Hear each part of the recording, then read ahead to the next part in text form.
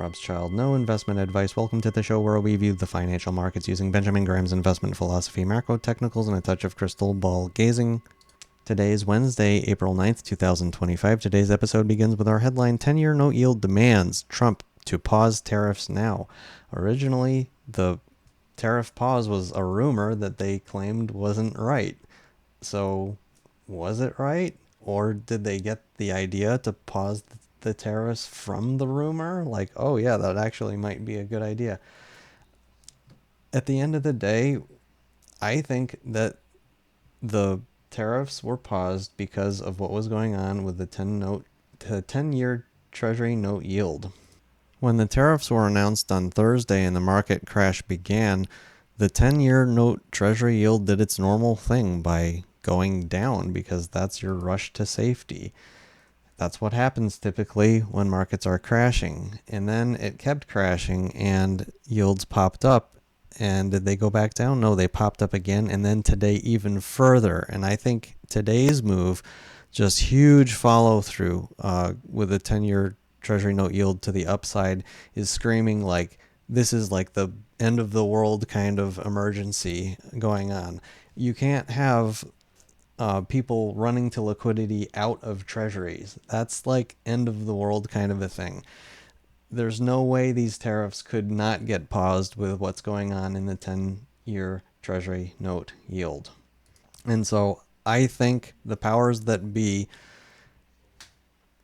paused the tariffs because of what's going on in this market. Remember, people selling treasuries at a loss, which they are right now,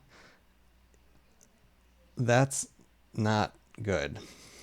Imagine how bad the dollar shortage is when people have to dump treasuries to raise dollars. This is one of the most extreme things that I've ever seen happen in markets.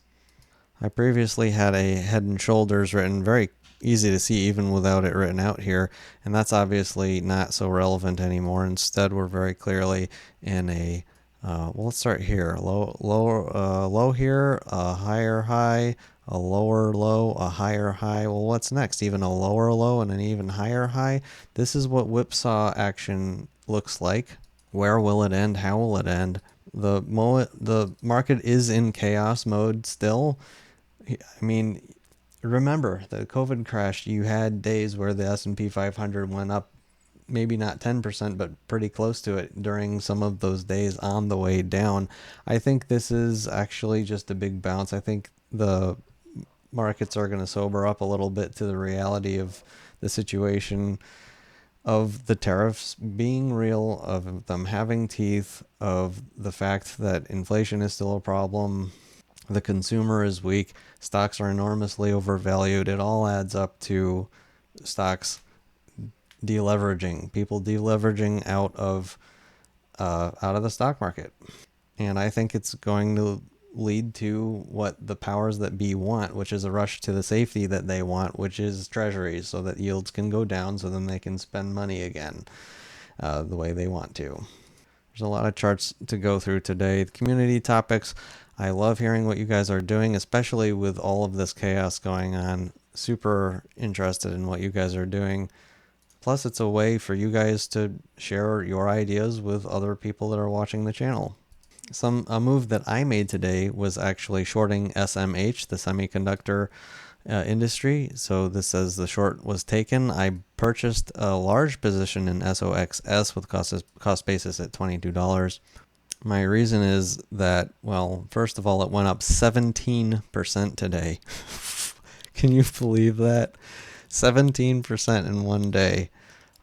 So the buy the dippers came in and they came in strong, and I think they'll get flushed out as early as tomorrow. We might play around here. I still think, well, obviously I think it's going to go down, otherwise why would I short it? But we have this very clear Head and Shoulders top that broke, and this counts as the retest. So from a chart pattern perspective, ignoring the news, ignoring the noise, the chart says pretty explicitly that there's a very high chance, as much as 85% chance, of this dropping down to about 123. And my plan is to exit my short when SMH drops to 123. 1.5 actually. Close enough in my book. Coming up tomorrow on Thursday, we have the CPI report that, I don't know if the market even cares about any market news coming out besides the tariffs at this point. But we do have CPI, PPI Thursday, Friday. And as always, thank you for watching, subscribing, commenting, and supporting. My macro views haven't really changed in the daily reminders, except for the tariff war and Trump and Powell. Like I had in my title the other day, frenemies with benefits, bubble popping, and unfeared deflation ahead is what I'm seeing. In fact, at this point, it almost seems like they want maybe a little bit of deflation to maybe truly have a real business cycle this time, which would bring markets down enormously if that really happens. Besides the new short, no changes in my portfolio nor my crystal ball ratings. The SPX, the S&P 500, went up by 9.51%. This is probably a historic move. But just to remind everybody, we probably had bounces nearly this big during the COVID crash. So I suspect we may get a similar move to the downside tomorrow. I'm really not sure, though. It's very hard to see the S&P 500 having legs here, especially now that the tariffs have shown their teeth. Yes, they have teeth, and now he shut his mouth for a bit, but the teeth are still there. A 90-day pause, I mean. Oh, everything's fine now, says Mr. Market. Maybe. I mean, I would bet on a lot of people seeing this ginormous move up today as potentially their last chance to get out before things really fall apart, especially having gone through the trauma of seeing things go down so significantly, so quickly. I don't think this is over. Nowhere near. But, I'm just the guy with a crystal ball. Other notable things that happened, we had a 60% chance of a rate cut in May yesterday, and today that switched to an 80% chance of no cut in May. And so we're still looking at, obviously, first cut in June. Oh, look at this. Maybe even... No, yeah, first cut in June. Sorry. Creeping up a small chance of 2 cuts, June, actually. So I'm not the only one sniffing that has been sniffing out like, hey, when are the emergency cuts going to start kicking in again? TLT, my favorite place to be, also basically the upside down of the TNX. I found it notable that we poked out of this broadening wedge pattern and we're back in it. So I don't count this pattern to have broken, but I do find it super, super interesting that for many weeks, maybe even a few months now, I had this written in my chart, gap fill below, and we poked our head into it today. It's like, yep, we're going to play around here finally. I was suspecting that might happen basically all the way up until this pattern started emerging. And then I was like, okay, we're probably going to take off. This is our launch pad from this point. And instead, yeah, we actually went into the gap down there. Super interesting. If the people in charge want rates to go down, I don't know. I think they have a pretty good chance of going down, but that's just me. I think it's very important to realize where the VIX is, the options contracts, the volatility index, closing at 33.63. This is not low. This is not saying the volatility is gone now. The market is at peace. Quite the opposite. In fact, if anything, we are just sort of moving sideways, chopping up and down violently, really. This could very easily, in my book, lead to a much larger move higher in the VIX. But as it stands, it looks like the VIX wants to go sideways. But with that said, it is highly, highly elevated. We are in chaos mode. The chaos hasn't ended, even though we pressed the pause button on the tariffs. So I didn't sell any of my put contracts on HYG. We had a ginormous engulfing candle. I mean, for HYG, this is a big move. It's only 2.68%, but for how this fund is priced, that is a pretty large move. I mean, you can see it on the chart. Engulfing the past 3 days. This is normally a pretty bullish sign, but it has that similar like whipsaw thing where you're just going down so much.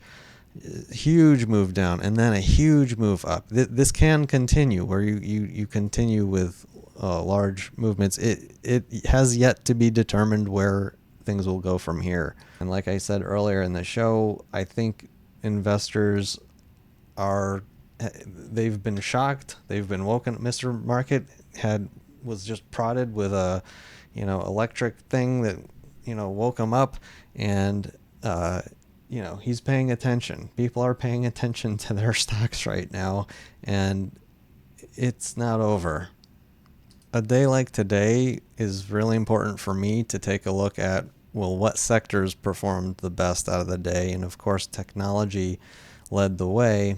This is not people piling into safety. This is quite the opposite, and I think it's the wrongest thing to do at the wrongest time, which gives me more confidence that people are about to get whipped right back out of technology. With the tariffs being paused, Fartcoin was also at 1 o'clock today able to get quite a bid, going up 42%. So this is what I mean by dumb money is not scared completely yet. They think this is a buy the dip opportunity. I don't think it is. We'll see what happens. But Fartcoin is up 42%. Yeah. I wanted to also mention crude oil is nowhere near that 65 level that held up for the past 4 years. If things are peachy, we need oil to get above 65 again. This is not showing any confidence right now. While the dumbest possible things are doing really great, the smartest money out there is showing that this is not the opportune time to be loading into Fartcoin. I don't know how else to say it. This includes copper. Well, copper got a bid. It went up, I'm going to say only 8.5%, only because it had previously dropped much further. If copper really is fine, I kind of want to see it get back to where it was. As it stands, this is a chart pattern that looks kind of bearish to me. It looks like it's headed for another move to the downside. And if it does, Dr. Copper is clearly saying, yeah, no, things aren't just fine now. Different markets have different hours, and so I'm not sure, because the announcement came out at 1 o'clock, how valid this information is. But the 10-year break-even inflation rate, this is the kind of thing to just keep an eye on every day, obviously. And while still relatively low compared to what you hear in the news about worrying about inflation and the 10-year note yields going up because of inflation, no. The break-evens. Look at the break-evens. Don't look at the 10-year by itself. Wrong. It's wrong to do that.